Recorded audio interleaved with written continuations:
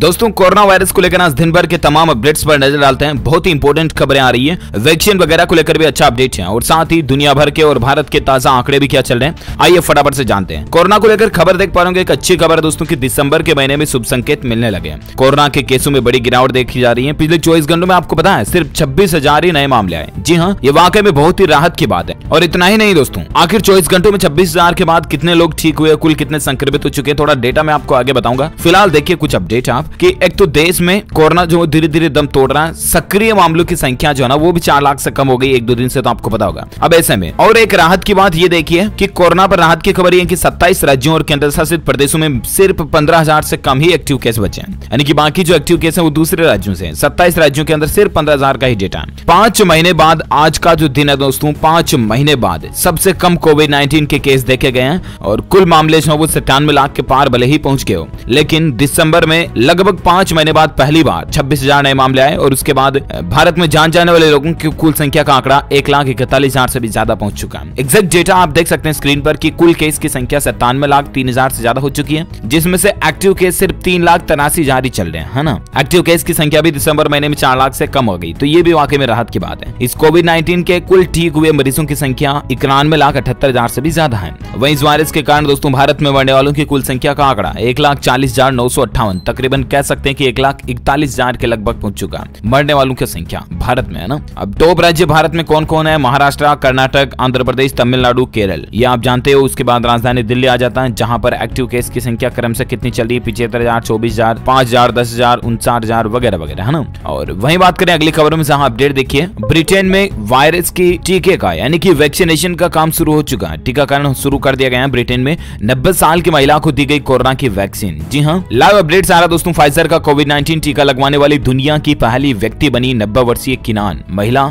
ये जो स्क्रीन पर आप तस्वीर देख पा रहे हैं दोस्तों, कोरोना की वैक्सीन को लेकर ब्रिटेन से एक बड़ी खुशखबरी सामने आ रही है। यहाँ मंगलवार यानी कि आज से दोस्तों टीकाकरण शुरू हो चुका है, ठीक है ना। और इस क्रम में एक 90 वर्षीय महिला को कोरोना की वैक्सीन दी गई है। महिला उत्तरी आयरलैंड की रहने वाली है, जिसका नाम है मार्गरेट किनान। मार्गरेट किनान को फाइजर बायोएनटेक की वैक्सीन दी गई है। इसी के साथ ही वह दुनिया की ऐसी पहली शख्स बन गई है जिन्हें ये वैक्सीन दी गई है। रिपोर्ट्स के मुताबिक दोस्तों मध्य ब्रिटेन के कोवेंट्री में स्थित यूनिवर्सिटी अस्पताल में उन्हें ये टीका दिया गया है। और मीडिया रिपोर्ट्स की माने दोस्तों तो मार्गरेट किनान का कहना कि सबसे पहले उन्हें वैक्सीन देने के लिए चुना गया। वो वैक्सीन लेने के बाद गौरवान्वित भी महसूस कर रही है। उन्होंने कहा कि ये मेरे जन्मदिन से कुछ दिन पहले मिला, तो ये एक बेहतरीन तोहफा भी है और उम्मीद है कि मैं अब पहले की तरह जीवन जी सकूंगी और साथ ही अपने परिवार के लोगों से भी मिल सकूंगी। अब देखना ये बड़ा ही दिलचस्प होगा दोस्तों कि आखिर आज जब जिन जिन मरीजों को वैक्सीन दी गई है ना, उनके 2-4 दिन बाद, 5 दिन बाद क्या इफेक्ट देखने को मिलते हैं, उनकी कोविड रिपोर्ट्स में क्या बदलाव आते हैं, पॉजिटिव से क्या वाकई में वो नेगेटिव हो पाते हैं, आखिर हो पाते हैं तो कितने दिन बाद, 1 सप्ताह बाद, 1.5 सप्ताह, 2 सप्ताह बाद। तो वैक्सीन के जो परिणाम जो देखने मिलेंगे ना, वो वाकई में बहुत ही चौंका देने वाले और दिलचस्प होंगे। और हम सभी की भगवान से यही रिक्वेस्ट है, प्रार्थना है कि परिणाम सभी पॉजिटिव निकले तो ये ज्यादा बेहतर होगा और कोई साइड इफेक्ट वगैरह ना रहे, तो it would be good for human society, right. और बाकी दोस्तों वैक्सीनेशन का काम कई जगहों पर शुरू हो चुका है और इसी बीच मैं आपको बता दूं कि कोरोना वैक्सीन के लिए कई सारी कंपनियां जो है ना वो इमरजेंसी अप्रूवल मांग रही है।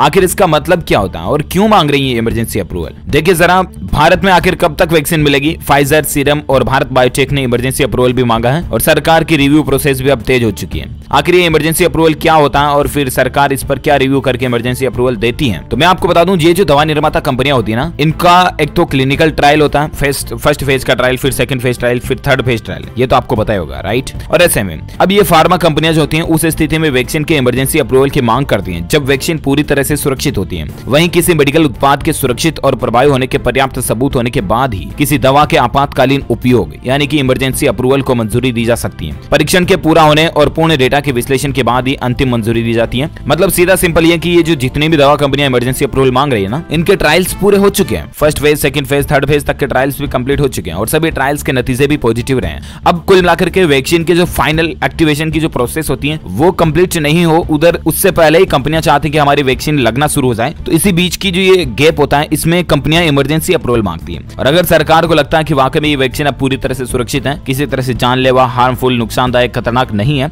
उस स्थिति में, उस सिचुएशन में वैक्सीन को इमरजेंसी अप्रूवल दे भी दिया जाता है, ताकि होता ये दोस्तों की वैक्सीन लगना तो शुरू हो जाती है, ठीक है ना। हालांकि उस वैक्सीन के रजिस्टर्ड होने में, उस वैक्सीन की प्रोडक्टिविटी में बाकी जब टाइम लगता है ना, तो वो बीच की जो फॉर्मेलिटीज होती हैं, डॉक्यूमेंटेशन वगैरह की जो प्रोसेस होती है, उससे पहले वैक्सीन लगने का काम शुरू हो जाता है। तो ये होता है कि इमरजेंसी अप्रूवल, और कई सारी कंपनियां इमरजेंसी अप्रूवल मांग भी रही है। और ये वाकई में राहत की बात है कि इतनी कंपनियां इमरजेंसी अप्रूवल मांग रही है, यानी कि इतनी कंपनियों का थर्ड फेज का ट्रायल भी पूरा हो चुका है। का। कौन कौन सी देखिए जरा, फाइजर, सीरम और भारत बायोएनटेक वगैरह हो गए। तो ये बड़ी ही राहत की बात है, क्योंकि रूस और चीन के बाद अब यूके ने भी अपने लिए वैक्सीन को सिक्योर कर लिया। चीन ने अपने 4 और रूस ने अपने 2 वैक्सीन को क्लिनिकल ट्रायल्स पूरा होने के बाद ही मंजूरी दे दी थी। इसके बाद दोस्तों यूके ने 2 दिसंबर को अमेरिकी कंपनी फाइजर और उसकी जर्मन सहयोगी बायोएनटेक के बनाए गए mRNA वैक्सीन को भी इमरजेंसी अप्रूवल दे दिया। इसके बाद फाइजर ने 4 दिसंबर को भारत में भी इमरजेंसी अप्रूवल मांगा है। देखते हैं अब सरकार वगैरह की तरफ से इसको लेकर और क्या अपडेट आता है, ये तो मैं आपको बता दूंगा। और बाकी देखिए, एक बॉलीवुड से दुख की खबर आ रही है। कृति सेनन कोरोना पॉजिटिव हो गई। हाल ही में आपको पता दोस्तों, टीवी इंडस्ट्री की दिव्या भटनागर का भी कोरोना से निधन हुआ था और उससे अभी शोक की लहर भी नहीं डूबी कि इसी बीच बॉलीवुड से एक और दुख भरी खबर देखने को मिली। 5 बड़े अपडेट्स बॉलीवुड से संबंधित मैं आपको बताता हूं। हाल ही में आपको पता होगा, लॉकडाउन के बाद धीरे धीरे वापस जो फिल्म इंडस्ट्री भी पटरी पर आ रही है, शूटिंग वगैरह कई सारी फिल्मों की धीरे धीरे होने लगी है।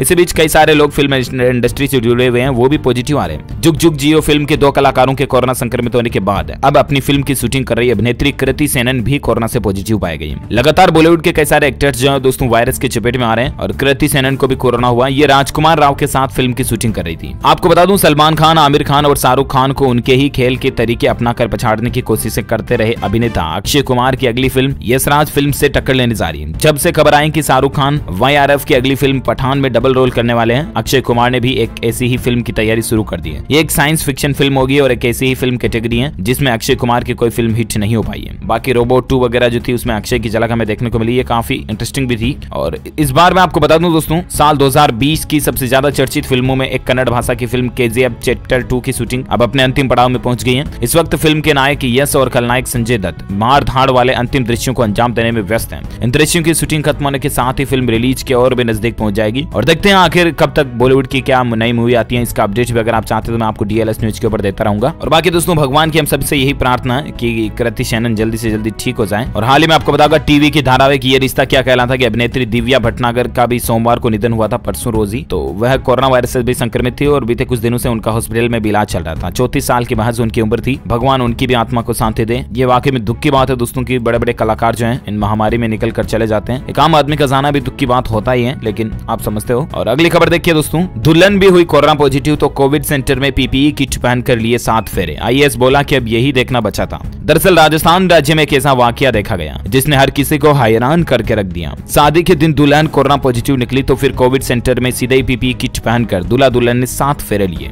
राजस्थान के 12 जिले की घटना है, यहाँ पर ऐसा मसला देखा गया और शादी जिले की शाहबाद तहसील के केलवाड़ा गांव के कोविड केयर सेंटर में संपन्न हुई। IAS ऑफिसर ने वीडियो शेयर करते हुए मजेदार रिएक्शन दिया और वीडियो काफी वायरल भी हो रहा है। IAS अवनीश शारण लिखते हैं दोस्तों कि बस अब यही देखना बचा था 2020 में, मतलब किस तरह से PPE किट पहन करके पति पत्नी शादी कर रहे हैं। और एक पता है क्या मजे की बात है, अब इनकी शादी तो हो चुकी है लेकिन फिर भी ये सुहागरात नहीं मना पाएंगे। अभी 7 दिन तक इनको दूर रहने की सलाह दी गई है, तब तक ये अलग अलग क्वारंटीन रहेंगे। जरा उल्टा सीधा मत सोचिएगा, लेकिन ये फैक्ट है जो ही मैं आपको बता रहा हूँ। शादी से संबंधित एक ऐसी खबर भी देखी गई जिसमें पति पत्नी को 7 दिन तक अलग अलग पृथक वास जिसे कहते हैं आइसोलेशन, वो वहां पर रहना पड़ेगा। उनकी सुहागरात भी 7 दिन बाद डिसाइड की गई है, मतलब शादी हो गई और क्या ही दिन आ गए आजकल, है ना। और एक खबर देखिए दोस्तों, वैक्सीन ट्रैकर को लेकर अपडेट है। सीरम की वैक्सीन सबसे सस्ती होगी, सरकार को एक डोज महज 250 रुपए में देने की तैयारी चल रही है। जी हाँ, कोरोना वैक्सीन को लेकर अच्छी खबर आ रही है। दुनिया की सबसे बड़ी vaccine producer serum institute of India जो है ना SII, केंद्र सरकार के साथ कोरोना वैक्सीन कोविशील्ड के सप्लाई कॉन्ट्रैक्ट पर साइन करने वाली है और इसके मुताबिक सरकार को एक डोज 250 रुपए में दिया जाएगा। Serum institute of India SII ने भारत में कोविशील्ड के लिए इमरजेंसी अप्रूवल भी मांगा है और सरकारी सूत्रों ने ये बात के संकेत दिए दोस्तों की जल्द ही इस पर कोई फैसला हो सकता है। इमरजेंसी अप्रूवल की प्रोसेस को पहले से ही तेज कर दिया गया है और यदि सब कुछ ठीक ठाक रहा तो जनवरी से देश में वैक्सीनेशन शुरू हो जाएगा और देखते हैं आखिर कब तक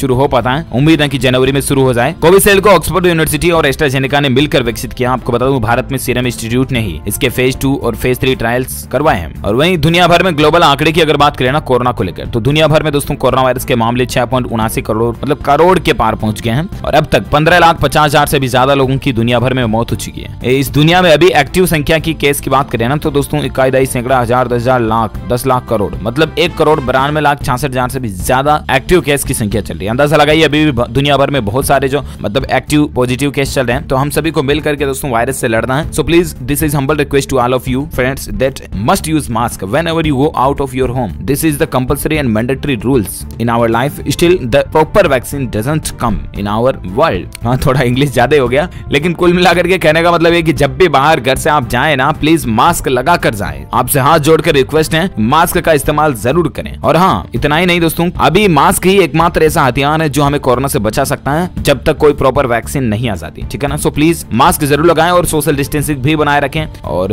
खाना खाने समय और भी मतलब मार्केट से जब भी आप वापस घर पर आए तो अच्छे से साबुन से हाथों को धोएं। आप सैनिटाइजर वगैरह का इस्तेमाल करें। हालांकि खाना खाने से पहले सैनिटाइजर का यूज ना करें, क्योंकि आपको पता है सैनिटाइजर में अल्कोहल आता है और जानलेवा भी हो सकता है। और खाना खाने से पहले आप अच्छे से साबुन से अपने हाथों को धो सकते हैं, ठीक है ना। और बाकी दिन में कहीं अगर आप बाजार जाते हो, बाहर घूमने जाते हो तो सोशल डिस्टेंसिंग वगैरह प्रॉपर बनाए रखें। और खास करके अपने परिवार में छोटे बच्चे बच्ची बड़े बुजुर्गों का विशेष ध्यान रखें, ठीक है ना। और जो लोग पहले से कोई बीमारी से संक्रमित है ना, निमोनिया, डायबिटीज वगैरह, मधुमेह, तो उन लोगों का भी, उन बूढ़े दादा दादी का, अगर आप के परिवार में ऐसा कोई, भगवान ना करें किसी के परिवार में ऐसा कोई हो, लेकिन जिनके भी फैमिलीज में अगर ऐसा हो सकता कोई, तो उनका आप खास ख्याल रखें, क्योंकि इस कोरोना महामारी का असर सबसे ज्यादा उन पर हो सकता है। तो चाहे आपके रिलेशन में हो, दोस्तों में हो, सभी को आप सजेस्ट करें। और कोरोना यानी कोविड-19 की जो भी प्रॉपर प्रोटोकॉल्स हैं उनको प्लीज आप फॉलो करते रहें, ये मेरी आपसे रिक्वेस्ट है। इसके साथ ही इस वीडियो को लाइक करें, शेयर भी करें अपने दोस्तों के साथ फेसबुक और व्हाट्सएप पर। और हाँ, आप मुझे कमेंट करके जरूर बताएगा दोस्तों कि आप कौन से राज्य में रहते हैं, ताकि पर्टिकुलर मैं आपकी स्टेट गवर्नमेंट की तरफ से आने वाले अपडेट भी आपके मोबाइल तक पहुंचा पाऊंगा। और DLS न्यूज चैनल को भी सब्सक्राइब करके बेल आइकन दबा देना, ताकि आप कोई भी कभी भी काम की खबर मिस नहीं कर पाओगे, है ना। Thank you, take care, good bye, जय हिंद, जय भारत, वंदे मातरम।